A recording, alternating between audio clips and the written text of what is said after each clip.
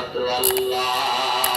কারণ বান্দা সব সময় দুনিয়াতে রব চাই জিন্দেগি ভিতরে ছিল, মন চাই জিন্দেগির ভিতরে সে তাকে নাই, কারণ মন চাইছে সুদ খাইতে, কিন্তু রব চাই জিন্দেগির মধ্যে। রব বলছে না সুদ খাইতে পারবি না।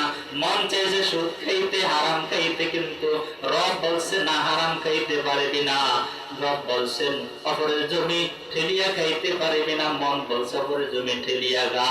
আমি রবের কথা যখন মানতে পারবো, তখন ওই পরীক্ষকেরা যখন আপনাকে আমাকে প্রশ্ন করবে, তখন আপনি আমি সঠিক উত্তর দিতে পারবো। আর যদি সঠিক উত্তর না, আমাদের যদি রবের সঙ্গে সম্পর্ক না থাকে, রবের কথা যদি আজকে আমরা না মানি, ওই সময় রবের স্মরণ আপনার আমাদের কাছে আসবে না। তখন আমরা বলবো লা আদরি, আমরা কিছুই জানি না, আমি কিছুই জানি না। ও ফেরেশতারা, আমাকে পরীক্ষকের আপনারা আমাকে কি জিজ্ঞাসা করেন? আমি প্রশ্ন বুঝি না, প্রশ্নের উত্তর পারি না। এই জন্য রবের লাইন শাকারতুম লাযিদান্নাকুম ওয়া লাইন কাফারতুম ইন্না আযাবি লাশাদীদ। হে দুনিয়াবাসী, আমার বান্দা বান্দিরা, তোমরা যদি আমার নিয়ামত পাও আর নিয়ামত পাইয়া নিয়ামতের শুকর আদায় করো, আমি আল্লাহ তাআলা তোমাদের নিয়ামতকে আরো বাড়াইয়া দেব। লাযিদান্নাকুম ওয়া লাইন কাফারতুম ইন্না আযাবি লাশাদীদ। আর যদি যে নিয়ামত তোমাকে দান করলাম, এই নিয়ামতের শুকর আদায় না করো রে বান্দা, আমি আল্লাহ তাআলা তোমার কাছ থেকে নিয়ামতকে ছিনাইয়া নিব, এবং তোমার জন্য পরকালে নিয়ামত পাইয়া নিয়ামতের শুকর আদায় না করার কারণে আমি আল্লাহ তাআলা তোমাকে এমন ধরা ধরব। আর আমি আল্লাহ তাআলার ধরা হলো বড় শক্ত ধরা। আমি আল্লাহ হাশরের ময়দানে যেই বান্দাকে পাকড় করব, যেই বান্দাকে আমি আল্লাহ তাআলা ধরব, ওই বান্দা কোশ্চিন কালো জান্নাতে যাইতে পারবে না। এই জন্য আমরা আল্লাহর যতগুলো নিয়ামত ভোগ করি, প্রত্যেকটা নিয়ামতের শুকর আদায় করা দরকার আছে না নাই?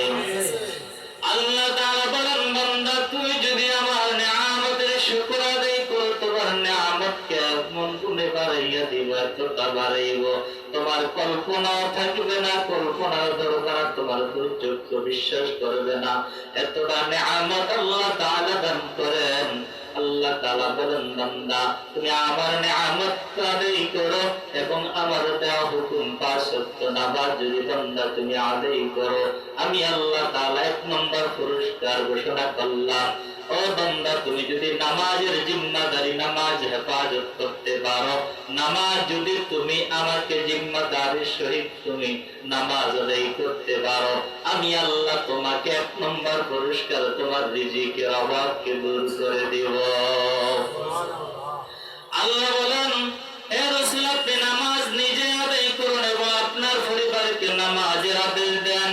তাকে ঘোষণা আল্লাহ ওয়াদা দিয়েছে। তার নবী মুহাম্মদুর রাসূলুল্লাহ সাল্লাল্লাহু আলাইহি ওয়াসাল্লামকে ডাক দিয়া বলেন, ওগো আমার হাবিব, আপনি নিজে নামাজ আদায় করুন, আপনার পরিবারদেরকে নামাজের তাকিদ দিন। আমি আপনার কাছে রিজিক চাই না, বরং রিজিক তো আমি আপনাকে দান করব। রিজিক দেওয়ার মালিক কে? আল্লাহ। আল্লাহ তার রাসূলকে বলেন, আপনি যদি নামাজের জিম্মাদারি আমাকে দিতে পারেন, আপনি নামাজ আদায় করেন, আপনার পরিবারকে নামাজের জন্য যদি দাওয়াত দিতে পারেন, আর আপনার পরিবারকে যদি নামাজি বানাইতে পারেন, আমি আল্লাহ আপনার কাছ থেকে রিজিক চাইব না, বরং আমি আল্লাহ তাআলা আপনাকে রিজিক দান করব। কারণ রিজিক দেওয়ার মালিক একমাত্র আমি আল্লাহ ছাড়া আর দ্বিতীয় কেউ নাই। আমরা জমির ভিতরে একটা ধান ফলাই, এই ধানটি পৃথিবীর এমন কোন বৈজ্ঞানিক, এমন কোন দার্শনিক, এমন কোন মেশিন আজ আবিষ্কার করতে পারে নাই ধান গাছ থেকে চারা উত্তোলন করবে। আল্লাহ বলেন, এটা আমার কাছে রেখে দিয়েছে, শক্তি আমি ছাড়া আর কেউ নাই। তোমরা জমিনের মধ্যে শুধু ধানটা ফালাও, এতটুকু তোমার তুমি ধানটা ফেলা এই পর্যন্ত তোমার কাজ শেষ। আমি আল্লাহ এই ধানটাকে এমন ভাবে পচাইয়া গলায় তারপর ওটার থেকে এমন একটা ধান গাছ জন্মায়, ওই ধান গাছ থেকে দেখো একটা গাছ থেকে কতগুলা ধান হয়। এইভাবে আল্লাহ বলেন তোমরা যদি আমার নেয়ামত আদায় করো, যেমন দেখতেছো একটা ধান থেকে শতে শতে ধান তোমরা পাও, যেইভাবে জমির ধান একটার মাধ্যমে শত শত ধান তোমার ঘরে আসে, তুমি বান্দা যদি একটা নেয়ামত আদায় করো, আমি আল্লাহ তাআলা এর চেয়েও বেশি গুণে তোমাদের নেয়ামতকে বাড়াইয়া দিব। সবচেয়ে বড় নেয়ামত বান্দা যে সুস্থ অবস্থায় থাকতে পারে। সুস্থ নেয়ামত আল্লাহ তাআলার আমাদেরকে যে নেয়ামত দান করেছেন। একদিন আল্লাহর নবী মুসা আলাইহিস সালাতু ওয়াস সালাম আল্লাহ তাআলাকে জিজ্ঞাসা করলেন, আল্লাহ তাআলাকে প্রশ্ন করলেন, ওগো আল্লাহ পরওয়ারদিগার আলম, আমি আপনার কাছে একটা প্রশ্ন রাখতে চাই। আমি মুসা যদি আল্লাহ হইতাম আর আপনি আল্লাহ যদি মুসা হইতেন, তাহলে আপনি আমার কাছে কি নেয়ামত চাইতেন? আল্লাহ বলেন, মুসা কি বলতেছ? তুমি মুসা কোনদিন আল্লাহ হতে পারবা না, আমি আল্লাহ আমি আল্লাহ কোনদিন মুসা হব না। মুসা আলাইহিস সালাম বলেন, আল্লাহ এটা আমি জানি, এটা আমার ঈমানে আছে, আমার দিলে বিশ্বাস আছে, আমি মুসা কোনদিনও খোদা হব না, আর আপনি খোদা কোনদিন মুসা হবেন না। আল্লাহ তারপর আমার মনের ভিতরে একটা প্রশ্ন জাগছে, আপনি যদি মুসা হইতেন আর আমি যদি আল্লাহ হইতাম, আপনি আমার কাছে কি নেয়ামত চাইতেন? এবার আল্লাহ ডাক দিয়া বলেন, মুসা তুই যদি আল্লাহ হইতে আর আমি যদি মুসা হইতাম, তোর কাছে আমি আল্লাহ তাআলা মুসা হইয়া তোর কাছে সুস্থতার নেয়ামত চাইতাম। সুস্থ রাখার মালিক আল্লাহ। আপনি আমি মনে করতেছি দামি দামি ঔষধের বোতল খাইতেছি, দামি দামি ট্যাবলেট খাইতেছি, এই ট্যাবলেটের কারণে আপনি আমি সুস্থতা থাকি, এমন কোন বৈজ্ঞানিক নাই। আল্লাহ যদি ঔষধ আল্লাহ ঘোষণা যদি দিয়া দেন যে ওষুধ আমার এই বান্দার রোগকে তুই নিয়ন্ত্রণে আনিস না, এমন কোন ঔষধ আজ পর্যন্ত কেউ বানাইতে পারবে না। আল্লাহর ওয়ার্ডারের বাইরে ঔষধ তার রোগের কাজ করবে। একই ঔষধ একই রোগের জন্য তৈরি করা হয়, এই ঔষধ সকল রোগীরা একই রোগের জন্য খায়, কেউ ভালো হয় কেউ ভালো হয় না, এরকম হয় কি হয় না? হয়। আল্লাহ রাব্বুল আলামিন বলেন, এখানে আমার ক্ষমতা, আমি ছাড়া আর কেউ ক্ষমতার মালিক নাই। সকল ক্ষমতার মালিক কে? জোরে আওয়াজ দিয়ে বলি, সকল ক্ষমতার মালিক কে? আল্লাহ বলেন, বান্দা তুই যদি আমাকে একবার আল্লাহ করে ডাক দেস, আমি আল্লাহ তাআলার কুদরতি অন্তরটা তো বড় হয়ে যায়, কুদরতি অন্তরে জ্বালা করা আরম্ভ হয়ে যায়। আমি আল্লাহ তাআলা বান্দা তোর আল্লাহ ডাক দেওয়ার সঙ্গে সঙ্গে বান্দা আমি তোর দিকে, তোর নাকের দিকে, তোর কপালের দিকে তাকাই আমি 70 বার জবাব দিয়া ডাক দিয়া বলতেছি, রে বান্দা তুই আমাকে কেন ডাকো? এই জন্য আমরা আল্লাহকে আল্লাহ বলতে সমস্যা আসেনি, আল্লাহকে আল্লাহ বলতে কোনো সমস্যা নাই। আল্লাহকে আল্লাহ বললে নিজের দিলের ভিতরে শান্তি আসবে। আজকে তো আমরা জিকির করি, নামাজ পড়ি, রোজা রাখি, হজ করি, দান সদকা করি, কিন্তু আমাদের ভিতরে পরিবর্তন আসে না। কেন পরিবর্তন আসে না? আল্লাহ যেইভাবে আমাদেরকে হুকুম করেছেন আমরা সেইভাবে চলি না।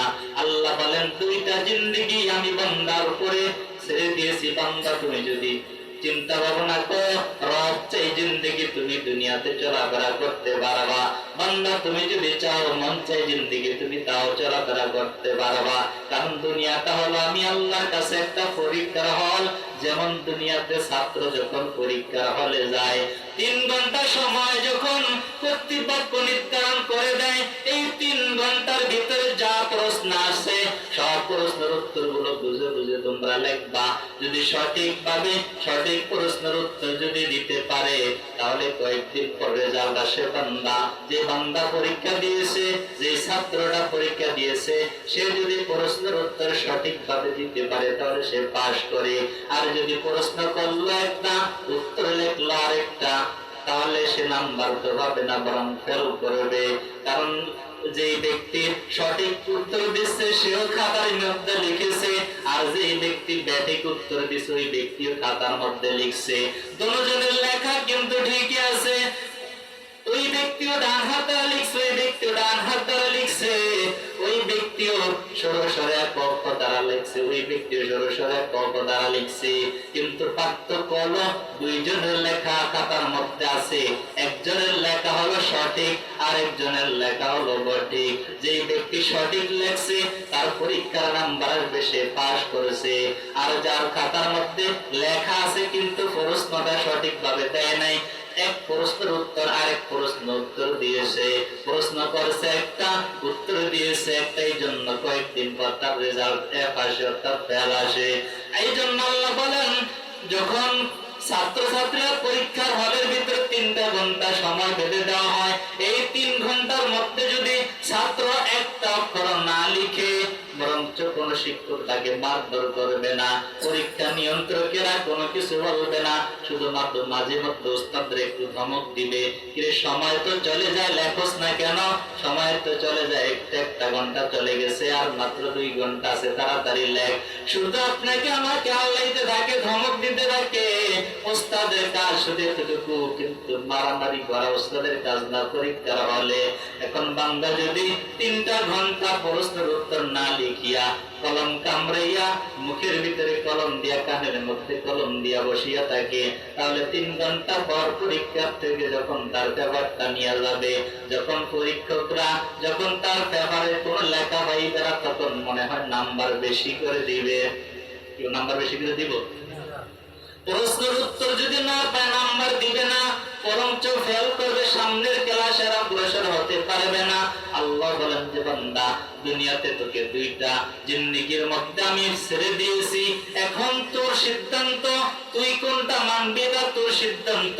তুই যদি চাস রব চাই জিন্দেগি, আমি রব যেইভাবে তোকে চলতে বলেছি এইভাবে চল, তাহলে তুই চলতে পারবি, আমি আল্লাহ তোকে বাধা দিব না।